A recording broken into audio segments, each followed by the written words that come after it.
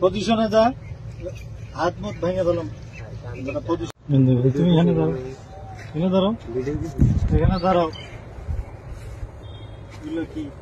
কাছে আসো। এগুলো কি? এগুলো বলো, বয়স কত তোমাদের?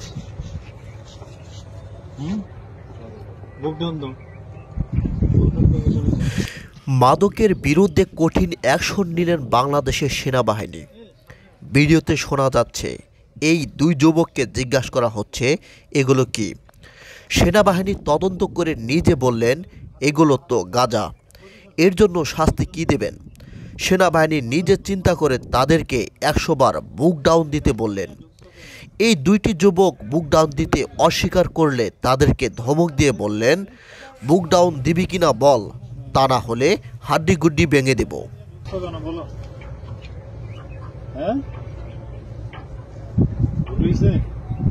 এই বয়সে গাঁজা কাজ করা করবি কি ভবিষ্যতে?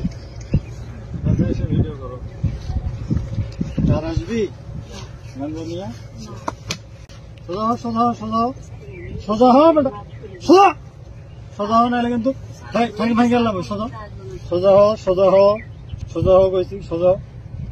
পজিশনে যা, হাত মুখ ভেঙে দিলাম। পজিশনে যা, পজিশনে যা, পজিশনে যা, পজিশনে যা, যা যা পজিশনে যা। হ্যাঁ, বুক ডাউন পজিশনে যা। বুক ডাউন লাগা, 10টা লাগা, 20টা 20টা পজিশনে যা, 20টা বুক ডাউন দে। আর বুক ডাউন দে, সামনে তাকা, সামনে তাকা। মাদকাসক্তি কি? খুব সহজ ভাষায় বলতে গেলে মাদক গ্রহণের প্রতি যে নির্ভরশীলতা বা প্রবণতা তাকেই মাদকাসক্তি বলা যায়। বর্তমান গবেষকরা মাদকাসক্তিকে ব্রেইনের ডিসঅর্ডার হিসাবে চিহ্নিত করেছেন। এটি রোগের যখন সুনির্দিষ্ট লক্ষণ থাকে না কিংবা রোগ প্রমাণের মতো যথেষ্ট তথ্য থাকে না, তখন তাকে ডিসঅর্ডার বলা হয়। কারণ মাদক মস্তিষ্কের চিন্তা প্রতিক্রিয়া ডোপামিন নিঃসরণের মাধ্যমে ভালো লাগা নিজেকে নিয়ন্ত্রণ করতে না পারার জন্য পরিবর্তন ঘটায়। দীর্ঘদিন এই পরিবর্তন চলতে থাকলে মানুষের মারা যাওয়ার সম্ভাবনাও থাকে।